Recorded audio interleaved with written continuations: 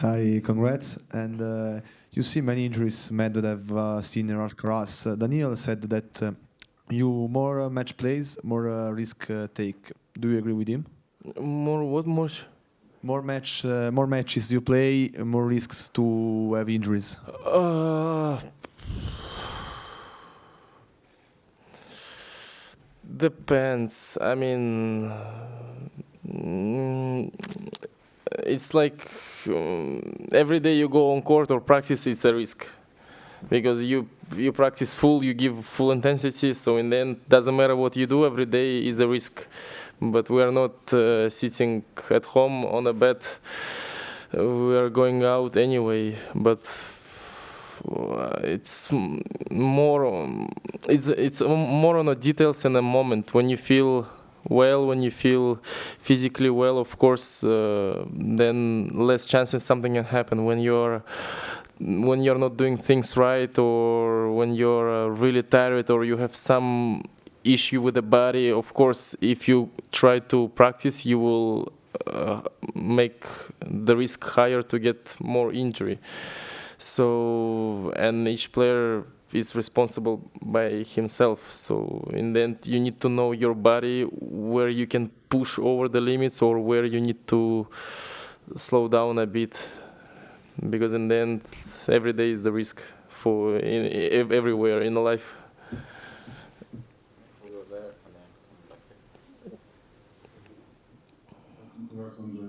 Since this is the first time you've gone to the final of one of these 2-week events, I'm just curious how you feel about these new 2-week events.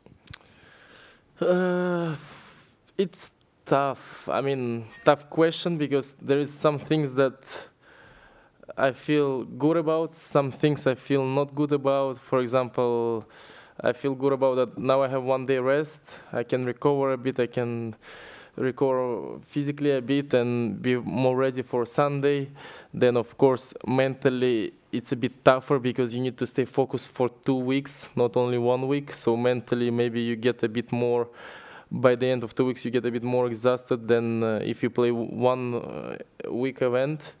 So it's there is pluses and minuses. So now in this position, of course, I like that I have 1 day off. I can rest, I can recover, I can do treatments to be full ready for Sunday. Andrey, congrats. It's not always easy to back up a big win with another one. And I'm just wondering if you can tell us the last 48 hours, how did they go for you since you beat Alcaraz to now? And what was the key to kind of stay focused and not get too excited about that win? You mean the next couple of hours after the match of Alcaraz? Last 2 days? No, I mean, everything was fine. Basically, was the same things that I'm doing now. Cool down, shower, media, press. Then I went to eat a bit. I went to do treatment, and then it was already 9 p.m. I went hotel, I stayed relaxed. I get a bit more attention in social media because of the match of Alcaraz. But it's tough. You cannot check everything. So in the end, of course, I replied to some friends that I know, but the other rest of the session I don't know because there was a bit too many, so you cannot control. And then that's it. I use 1 day off. I practice a bit, stay relaxed, and I'm gonna do the same this time. I meant more mentally because sometimes it can mean so much to you or can this or that. But like, how did you stay in the? I mean, mentally was fine. I mean, I think I learned in those things to don't get overexcited. I hope. I don't know, but I hope so. I can react more, a bit calmer to don't overreact. Hi, Andrey, congrats. Do you consider this is the week where you were the most calm on tour? Yes, I guess so. I mean, one of the most, maybe also Wimbledon last year, and this week a bit, yeah, also.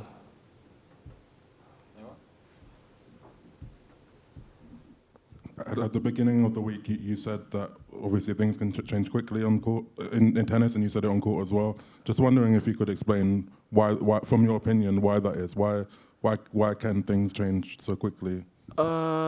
Because our sport, we have events every week, and we have big tournaments also very often. So we don't have to wait, like in some sports that you need to wait a couple of months or something. So when you are not performing well, you need to wait for a couple of months, and it's mentally tough. In tennis, the good thing that almost every week we have a chance, or at least every month for sure. So, and it's normal that the season also on top of that is very long, and it's normal to have up and downs. So the good thing when you have too much downs, in one moment you should go up. You cannot always have losing. You cannot always lose in the first round. So at least the good thing is more you lose in the first round, then as more chances. The next week you have more chances to win a couple of matches. So in the end, I guess this was the week. Is it easy to remind yourself of that? I mean, sometimes it's not easy, of course, especially when you're doing well. Like I was doing well in the beginning of the season. And of course, when you're doing well and suddenly you start to do not that well, of course, it's not easy to remind. But then when it happens already week over week, in one moment, it's like, doesn't matter, 3 weeks or 4 weeks, 5 weeks, it's already not really changing anything. If you losing 3 first rounds or 5 first rounds, is the same thing. So as more you losing first round, as easier was to accept. Regarding the mental side, the Dubai episode was like a click for you to be more calm or something like this? I don't know if it's a tough question. I had many, how you say, warnings in life already that show me that I need to be more calm. So it was not only with Dubai, but was in general many times that I was close to do something not good, and I was lucky that everything went well. So it was not. So yeah, I had a lot of warnings already to be more calm. So I don't know if I would like to think that it's more that I'm getting. That I'm getting more improvement. You understand? Whatever. That is me improving, and not because of the warnings. I would like to believe that is me who is the one who is improving. Doesn't matter the situations that I had. Andrey, we obviously don't know who you're going to play, so I'll ask you about them separately. With Yuri, Medvedev and Rafa both said they practiced with him before the tournament and lost to him in practice, and that he's been playing. Yuri Lehachka. So Rafa and Medvedev said they practiced with him and lost, and that he's been playing amazing. I'm wondering, did you hit with him at all in the build-up? No, but he destroyed me in Indian Wells. So I can see that when he's feeling the ball and he's hitting, it's tough to play against him. So. And how would you look at if it's Felix? Felix, the same thing. All our matches that we played was always drama, always 3 sets matches, very close. The last one we played in Rotterdam, I don't know how many match points I saved. So, I don't know, both of them are tough. There is no preference. Last one, please. Andrey, with Fernando Vicente, you've been many years.